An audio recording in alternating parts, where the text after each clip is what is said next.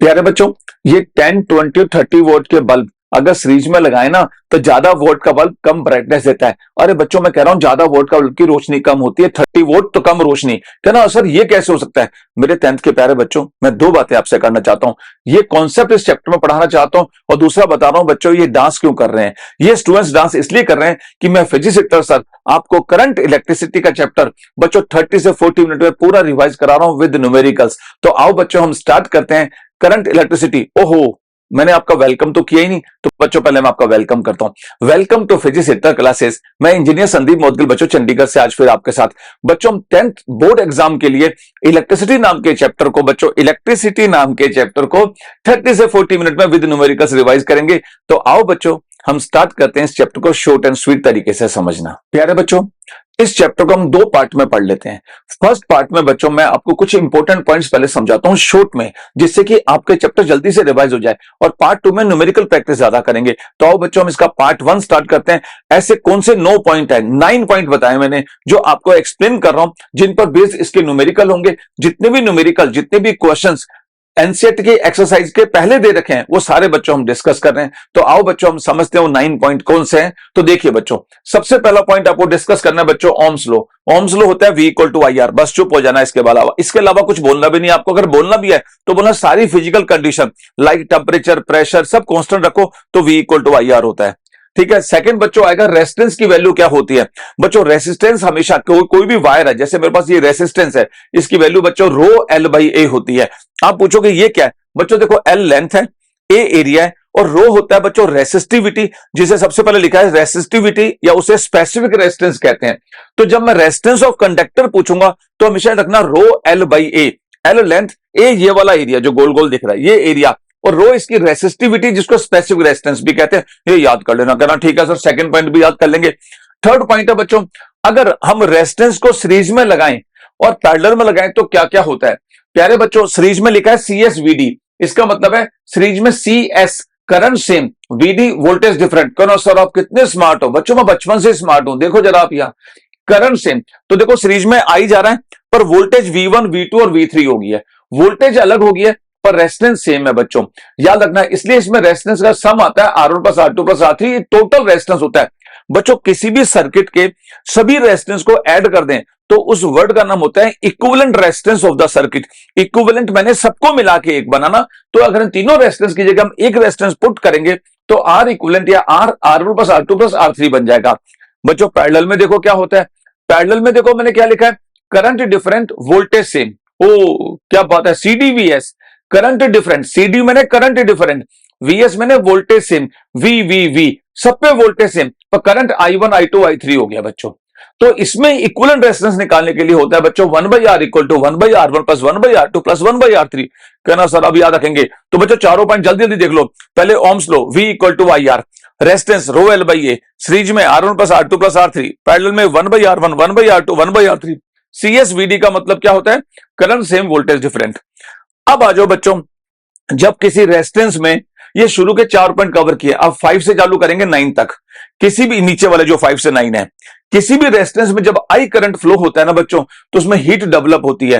वो हीट का फॉर्मूला तुम्हारी बुक में लिखा होगा, heat proportional to I square, heat proportional to R, heat proportional to time, H equal to I square RT। तो बच्चों उसी से हम पावर निकालते हैं, हीट अपॉन टाइम को पावर कहते हैं। तो सबसे पहले किसी रेजिस्टेंस में, तो बच्चों डायग्राम देखो ये वाला, उस रेजिस्टेंस में बच्चों देखो करंट आई जा रहा है, रेजिस्टेंस में करंट अगर आई जा रहा है तो पावर जो होती है वो VI होती है।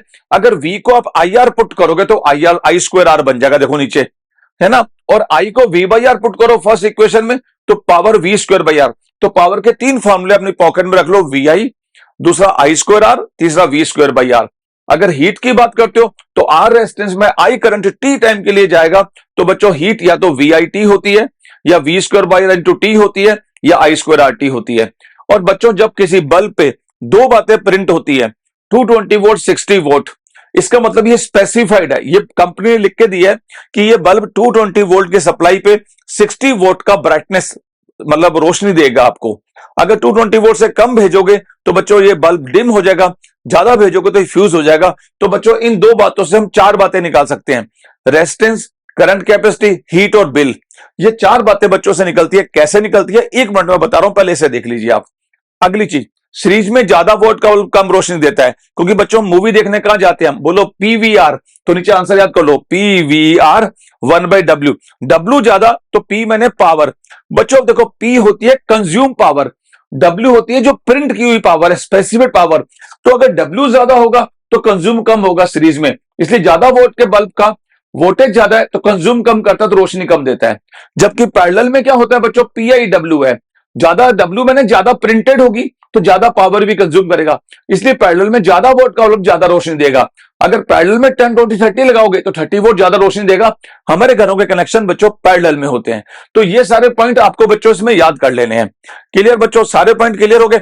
अब एक पॉइंट बीच का रह गया कि बल्ब पे जो 2 बातें लिखी होती है, इससे आप 4 बातें कैसे निकाल सकते हो, आओ इसे भी समझते हैं। देखो मेरे प्यारे बच्चों, इस बल्ब पे लिखा हुआ है 220 वोल्ट 60 वोल्ट, जो मैंने कहा था ना कि इससे हम 4 बातें कैसे निकालते हैं। तो अगर इस फिलामेंट का रेजिस्टेंस निकालना है तो रेजिस्टेंस होता है V²/W, ये V स्पेसिफाइड है और W ये वोट है, तो 220 × 220/60 से रेजिस्टेंस आ जाएगा।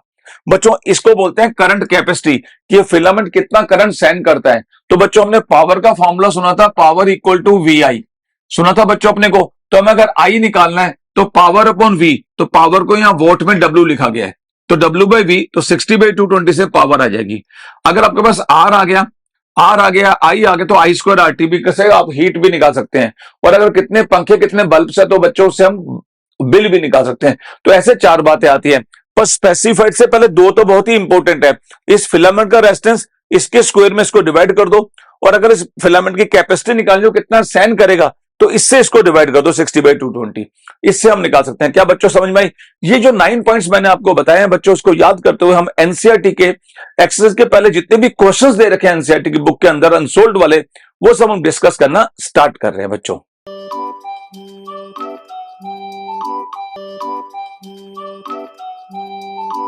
प्यारे बच्चों, अब हम इलेक्ट्रिसिटी के फर्स्ट 3 क्वेश्चन का डिस्कशन स्टार्ट करते हैं। बच्चों फर्स्ट 3 क्वेश्चन क्या पूछे?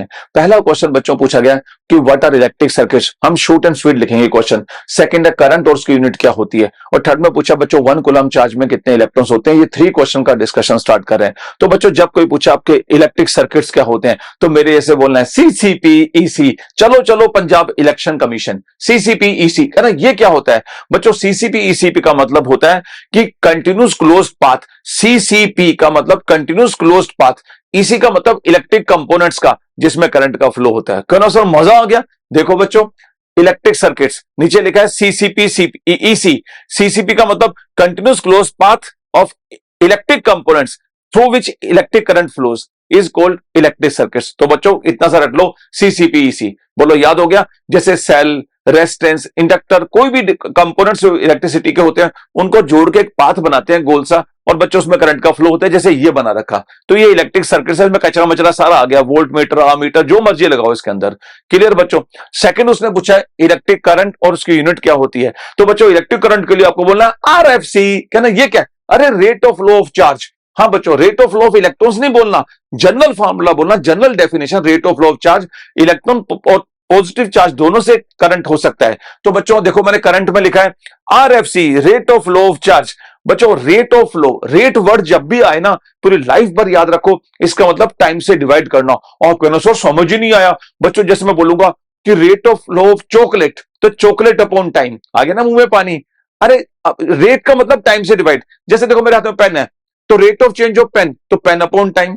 Rate of change of camera, camera upon time. जो भी कुछ बोलेगा रेट, रेट का मतलब टाइम से डिवाइड। तो बच्चों RFC, rate of flow of charge, तो बच्चों चार्ज अपॉन टाइम। तो बच्चों करंट को कहते हैं चार्ज अपॉन टाइम। चार्ज की यूनिट होती है कूलम और टाइम की सेकंड, तो कूलम पर सेकंड को बच्चों एम्पियर कहते हैं, तो चार्ज की यूनिट एम्पियर होती है। बस इतना से याद करके चले जाना बच्चों। फिर आपसे पूछेगा, ओहो थर्ड क्वेश्चन पूछा था 1 कूलम चार्ज में कितने इलेक्ट्रॉन्स होते हैं। तो आओ बच्चों इसे भी समझते हैं।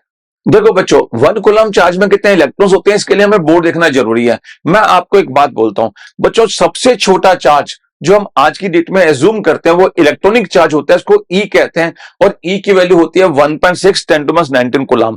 ये सबसे छोटा चार्ज होता है। अगर E से बड़ा चार्ज देखना तो बच्चों 2E होता है, 2E से बड़ा चार्ज 3E होता है, 2.5E या 1.5E नहीं होता।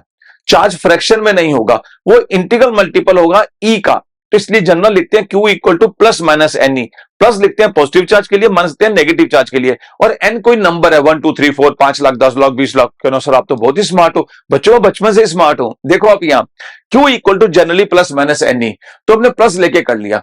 1 कूलम चार्ज को Q 1 रखा, N ऐसी, और इलेक्ट्रॉन का चार्ज की वैल्यू ये होती है। और बच्चों देखो आप तो कितने स्मार्ट हो, है ना। इसको नीचे ले जाओ और इसको डिवाइड करोगे तो बच्चों ये आंसर आ जाएगा। तो 1 कूलम चार्ज में इतने इलेक्ट्रॉन्स होते हैं, अप्रोक्सीमेट ये बोलोगे तो आंसर आ जाएगा। क्या बच्चों मेरी बात क्लियर हुई है आपको? कॉपी।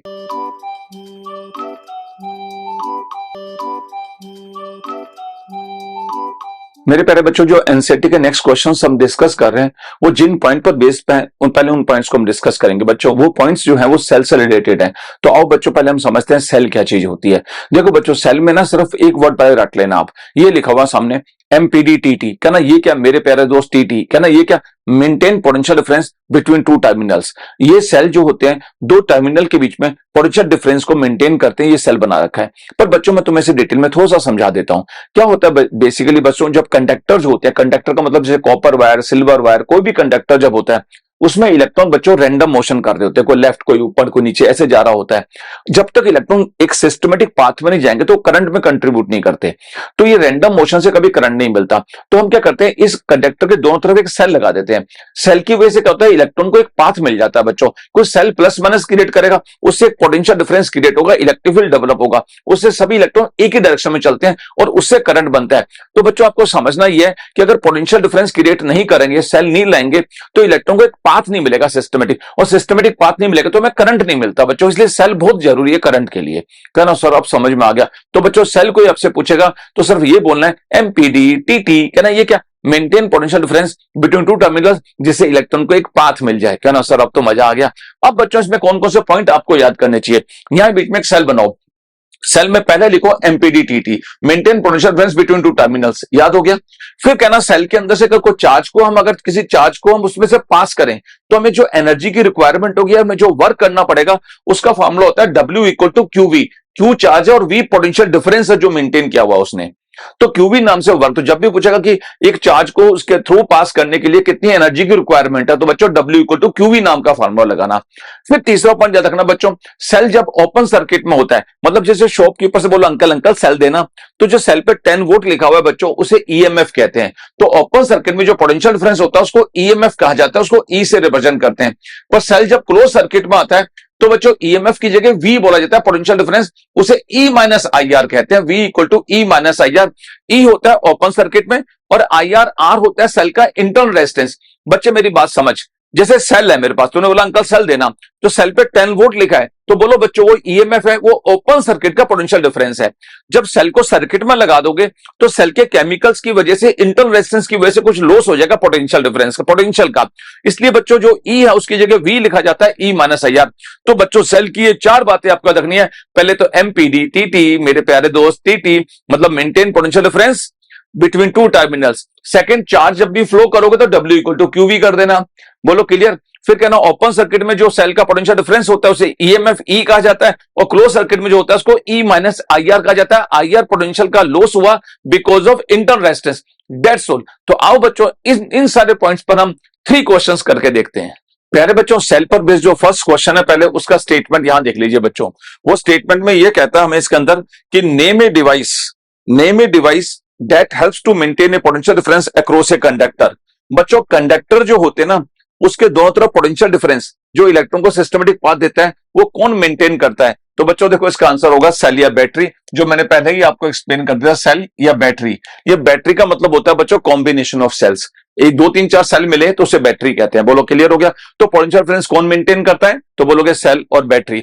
आओ बच्चों हम सेकंड क्वेश्चन का स्टेटमेंट देखते हैं। सेकंड क्वेश्चन में क्या कहना चाहता है, वो कह रहा है what is the meant by saying that potential difference between the 2 points is 1 volt. ओहो, 2 पॉइंट के बीच में पोटेंशियल डिफरेंस अगर 1 वोल्ट है तो इसका मतलब क्या है बच्चों, 2 पॉइंट के बीच में पोटेंशियल डिफरेंस 1 वोल्ट है, तो अब ये फॉर्मूला लगाओ W इक्वल टू QV और V को लिख दो बच्चों 1 वोल्ट।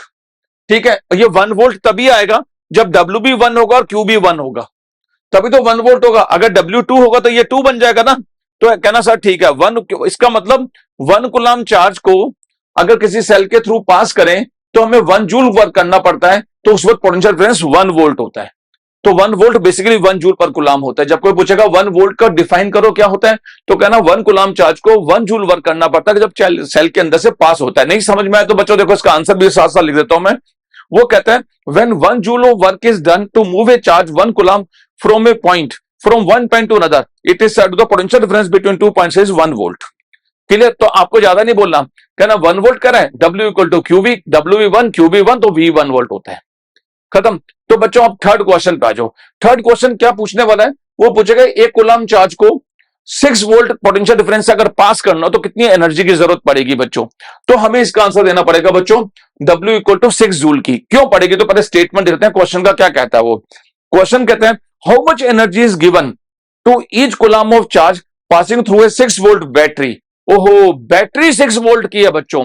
तो आपने क्या किया, यहां 6 वोल्ट की बैटरी लगा दी और इसमें से Q चार्ज पास किया और Q दे रखा है उसने 1, तो W इक्वल टू QV लग दो।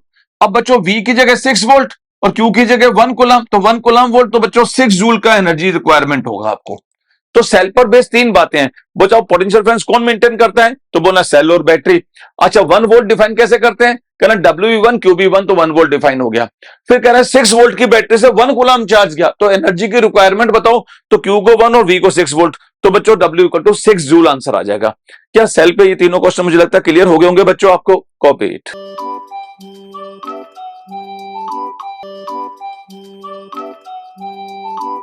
प्यारे बच्चों आओ एनसीईआरटी के जो नेक्स्ट 5 क्वेश्चन का डिस्कशन कर रहे हैं उन पर बेस जितने भी पॉइंट्स है पहले डिस्कस कर लेते हैं। इन पर बेस बच्चों 3 पॉइंट्स पर डिस्कशन होगा। एक रेजिस्टेंस क्या होता है और इधर पढ़ेंगे रेजिस्टिविटी क्या होती है और बीच में पढ़ेंगे बच्चों ओम्स लॉ। देखो बच्चों रेजिस्टेंस को पूछे तो आपको सिर्फ इतना सा बोलना है obstruction in the flow of current is called resistance. अच्छा बस करंट के फ्लो में जो बच्चों ऑब्स्ट्रक्शन होता है उसे रेजिस्टेंस कहते हैं। इसका जो मास्टर फॉर्मूला होता है बच्चों वो R equal to rho L by A होता है। L कंडक्टर की लेंथ होती है, A उसका क्रॉस सेक्शन एरिया। जैसे ये पेन है ना इसकी लेंथ L है और ये वाला एरिया जो होता है ना ये पाई आर स्क्वायर, ये क्रॉस सेक्शन एरिया कहलाता है। तो रो L बाई A और रो यहाँ रेजिस्टिविटी होती है। तो जब भी कोई पूछेगा रेजिस्टेंस के बारे में तो बोलना करंट के फ्लो में जो ऑब्स्ट्रक्शन आता है उसे रेजिस्टेंस कहते हैं। इसका master formula rho L by A होता है, L लेंथ और A area of cross section होता है और रो यहाँ रेजिस्टिविटी का नाम है। क्या बच्चों यहां तक की बात आगे समझ में। अच्छा फिर वो पूछेगा क्वेश्चन में आप ये किस पे डिपेंड करता है, तो ऑब्वियस है ये लेंथ और एरिया पे डिपेंड कर ही रहा है। इसके अलावा 2 फैक्टर और है जो मैं कुछ देर बाद आपको बताता हूं। फिर बच्चों इसी फॉर्मूले को लेकर आप यहां आ जाओ तो इससे रेजिस्टिविटी तैयार हो जाती है। कैसे रेसिस्टिविटी पूछेगा, इसको स्पेसिफिक रेजिस्टेंस भी कहते हैं बच्चों। तो ये होती है R equal to rho L by A ले आए अपन, है ना। अगर मैं कहता हूं किसी कंडक्टर की लेंथ 1 मीटर है और एरिया 1 मीटर स्क्वायर है तो L 1 metre area 1 metre square, तो बच्चे R इक्वल टू रो, तो इसे रेजिस्टिविटी कहते हैं। रेजिस्टिविटी उस रेजिस्टेंस के इक्वल होती है जब कंडक्टर का जो लेंथ है 1 मीटर और एरिया 1 मीटर स्क्वायर होता है। क्लियर? और नीचे स्टेटमेंट लिखा हुआ है आप अपने आप कॉपी कर लेंगे। अब आएगा बच्चों बीच में ओम्स लॉ। ओम्स लॉ में सिर्फ इतना बोलना है V इक्वल टू IR। तो बच्चों V इक्वल टू IR, इसमें टेम्परेचर प्रेशर सारी फिजिकल कंडीशन कांस्टेंट रहती है। ये नहीं होता कंडक्टर की जब हम स्टडी कर रहे हैं तो उसका टेम्परेचर चेंज करें, हम कांस्टेंट मानते हुए बच्चों ओम्स लॉ लिखते हैं। नीचे इसका स्टेटमेंट लिखा हुआ है। तो बच्चों 3 बातें खत्म होगी आपकी और ये स्टेटमेंट आराम से मैं हट गया हूं और आराम से अब आप पॉज करके इसको कॉपी कर सकते हैं। अब बच्चों जल्दी से बताओ रेजिस्टेंस बोलना करंट के फ्लो में ऑब्स्ट्रक्शन, फार्मूला बोलो रो L बाई A, है ना। L और A पे डिपेंड करता है। Ohm's law V equal to IR, resistivity कहना LB1 AB1 तो R इक्वल टू रो, इसे रेजिस्टिविटी कहते हैं। मेरे प्यारे बच्चे इस पर बेस्ड हम 5 क्वेश्चंस करेंगे। तो आओ बच्चों हम 5 क्वेश्चन स्टार्ट करते हैं। बच्चों इस पर जो बेस्ड जो 5 क्वेश्चन थे उसका फर्स्ट क्वेश्चन है on which factor resistance depends. Resistance किन फैक्टर्स पे डिपेंड करता है। तो बच्चों मैंने आपको क्या कहा था, R equal to rho L by A, तो L पे भी और A पे भी। रो तो कांस्टेंट है, किसी एक मेटल पे डिपेंड करता है। तो बच्चों यहां बोल के आना 4 बातें। पहला length of the conductor, area of cross section, और 2 बातें और एक्स्ट्रा रख लेना। एक टेम्परेचर ऑफ कंडक्टर पे डिपेंड करता है और एक नेचर ऑफ मेटेरियल, किसका बना हुआ है, कॉपर है, एल्युमिनियम है, सिल्वर है, किस पे। तो 4 बातें होगी। कहना L और A तो रटा रहेगा ला L A, और टेम्परेचर और नेचर ऑफ मेटेरियल 2 और रख लेना। क्या बच्चों क्लियर हो गया। तो ये इस पर बेस्ड बच्चों एक फर्स्ट क्वेश्चन मैंने आपको बताया। आओ इस पर बेस्ड हम सेकंड क्वेश्चन की स्टडी करते हैं। वो क्या कहना चाहता है, वो कहता है will current flow more easily through a thick wire और a thin wire of the same material when connected to the same source, और वाई। अच्छा थिक वायर और थिन वायर में ज्यादा करंट का फ्लो किस में होगा ये पूछा है। तो बच्चों देखो यहां देखिए एक पतला वायर है एक मोटा वायर है ना, और दोनों की लेंथ सेम ले लो। अगर लेंथ सेम है तो R होता है रो L by A, L same और एक ही मेटल के बने तो रो भी सेम। तो जिसका एरिया ऑफ क्रॉस सेक्शन ज्यादा होगा उसका रेजिस्टेंस कम होगा, और जिसका रेजिस्टेंस कम होगा तो बच्चों उसमें करंट ज्यादा जाएगा। तो बच्चों थिकर वायर में करंट इजीली फ्लो होगा, ज्यादा फ्लो होगा। अगर एक पर्टिकुलर लेंथ और सेम मेटल का अपन लेते हैं वायर, तो कहना ऐसा क्यों? तो इसका आंसर आपको ये देना है बच्चों। मेरी बात समझ आ गई? क्या रिप्लाई करना, बोलो रो एल बाई ए करोगे। ये कहना एल और रो कांस्टेंट, तो मोर ए लेस रेजिस्टेंस, तो देखो ए मोर आर लेस तो आई मोर, थिकर वायर में करंट का फ्लो ज्यादा होगा। क्लियर बच्चों? Copy it. बच्चों देखो नेक्स्ट क्वेश्चन क्या पूछा उसने, पहले मैं क्वेश्चन समझाता हूं। वो कहता है कोई कंडक्टर पे एक सेल लगा हुआ है, इसकी वी पोटेंशियल डिफरेंस है, ठीक है। वो कह रहा है रेजिस्टेंस को फिक्स कर दो और वी को अगर हाफ करे तो करंट कितना हो जाएगा। मेरी बात समझ, ओम्स लॉ क्या था, I equal to V by R. अगर तू आर फिक्स करेगा, अगर वी पागल होगा तो आई भी तो पागल हो जाएगा, तो अगर तू वी को हाफ करेगा तो आई भी हाफ हो जाएगा। बस इतना सा तो क्वेश्चन है। तो बोलो लॉलीपॉप क्वेश्चन नहीं है। मेरी बात वापस समझ, कंडक्टर पे एक सेल लगा हुआ है, कंडक्टर को चेंज मत कर, उसी सेल का पोटेंशियल डिफरेंस हाफ कर दे तो आई भी हाफ हो जाएगा, बस इतनी सी बात है। तो आओ बच्चों इस प्रॉब्लम का भी हम फटाफट स्टेटमेंट देख लेते हैं क्या कहता है। वो कहता है let the resistance of an electrical component remain constant while the potential difference across the two ends of the component decreases to half of its former value. What change will occur in the current through it? ओहो, क्या ना ये बात है। तो बच्चों क्या मेरी बात समझ आई आपको ये? तो इससे भी कॉपी करो। बच्चों नेक्स्ट क्वेश्चन का स्टेटमेंट पता ये लिखा हुआ है। इसने पता क्या पूछा है, ये जो ब्रेड खाने का टोस्टर होता है ना, और ये जो प्रेस होती है, इनमें एलोय का यूज क्यों करते हैं, ना कि मेटल का यूज करते हैं, एलोय का यूज करते हैं। तो सिंपल सा आंसर है, एलोय का यूज इसलिए करते हैं जब ये गर्म होते हैं तो मेल्ट नहीं होने चाहिए, तो कहना एलोयस के मेल्टिंग पॉइंट मेटल से ज्यादा होते हैं, इसलिए इसका यूज करते हैं। क्या मेरी बात समझ आई बच्चों? तो जब भी क्वेश्चन है तो जरूर करके ना स्टेटमेंट लिखा हुआ है, कहना मोर मेल्टिंग पॉइंट, बस खत्म। देखो बच्चों जो नेक्स्ट क्वेश्चन है ना, उसका फंडा पता क्या है? वो पूछेगा बेटर कंडक्टर कौन होते हैं, तो जिनके रेसिस्टिविटी लो होती है, खत्म। तो कई बार क्या होता है बच्चों, रेसिस्टिविटी की टेबल आती है, उस टेबल में आपको आइडेंटिफाई करना पड़ता है कि इसमें बेटर कंडक्टर कौन है। तो बच्चों जिसकी रेसिस्टिविटी लेस है उसके अंदर इजीली करंट का फ्लो होगा, वो बेटर कंडक्टर होगा। इन जनरल में आपको बता दूं, आपके एनसीईआरटी में क्वेश्चन है जैसे मर्क्यूरी और आयरन, इसमें जो आयरन है बेस्ट कंडक्टर है, तो बस तुक्का मार दो, कहना आयरन की रेसिस्टिविटी कम है, जो भी बेस्ट कंडक्टर है उसकी रेसिस्टिविटी कम होती है, दैट्स ऑल। तो ऐसे टेबल को पढ़ लो कि जिसकी कम है वो आंसर है। कहना हाँ जी सर आप तो बड़े स्मार्ट हो। बच्चों बचपन से स्मार्ट हूं, कॉपी करें।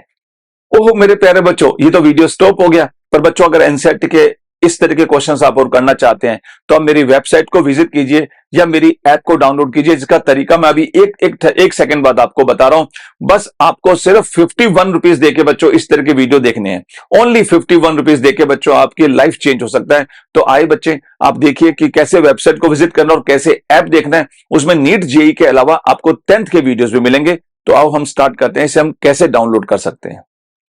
माय डियर स्टूडेंट्स, अगर आपको ये वीडियो पसंद आया और इस तरह के आप और वीडियो देखना चाहते हैं जिसमें आप ये चाहते हैं कि 2 से 3 मिनट्स में कोई भी डेरिवेशन आपको जल्दी से याद हो जाए, तो बच्चों इसके लिए फिजिक्स टीचर सर आपकी हेल्प करना चाहते हैं, आपके मन में आने वाले ईच क्वेश्चन का आंसर देना चाहते हैं। बच्चों आपके मन में फर्स्ट क्वेश्चन ये आएगा कि सर आप कौन कौन से कोर्सेज प्रोवाइड करते हैं। बच्चों देखो हम 2 टाइप के कोर्सेज प्रोवाइड करते हैं, एक स्कूल एग्जाम बोर्ड एग्जाम के कोर्सेज, एक नीट और जेई वाले कोर्सेज हम प्रोवाइड करते हैं। अब बच्चों आप मुझसे पूछोगे सर ये कोर्सेज हम कहां से ले सकते हैं। बच्चों इसके लिए आपको मेरी वेबसाइट modiclasses.com या मेरी ऐप को डाउनलोड करना होगा। ऐप में अगर आपके पास एंड्रॉइड फोन है तो मोदी क्लासेस, और अगर आपके पास एप्पल का फोन है तो बच्चों माई इंस्टीट्यूट, जिसमें कोड अगर आपको मांगता है तो XEQTB कोड डाल के बच्चों मेरी ऐप में जा सकते हैं। वहां डिस्प्ले थंबनेल मिल जाएंगे आपको से जहां कोर्सेज के बारे में लिखा होगा।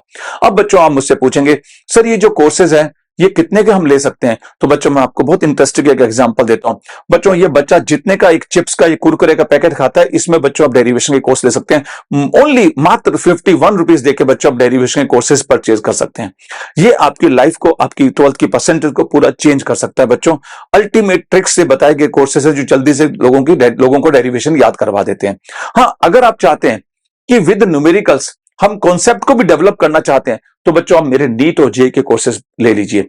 अब हम मुझसे पूछेंगे नीट और जे के कोर्सेज कितने में मिल सकते हैं। बच्चों जितने की एक हैकेट की टी शर्ट या जितने का एक वुडलैंड या नाइकी का शूज आता है बच्चों, उतनी कॉस्ट में आप नीट और जे के कोर्सेज ले लेंगे। बच्चों इन कोर्सेज की सबसे स्मार्ट फीचर क्या है कि एक चैप्टर में अगर 10 टॉपिक्स हैं तो बच्चों उसके 10 वीडियोस आपको मिलेंगे विद ऑब्जेक्टिव्स। उसके बाद 10 टेस्ट भी आपको साथ ही साथ मिल जाएंगे कि टॉपिक वाइज टेस्ट देके बच्चों अपने आप को आप डेवलप कर सकते हैं।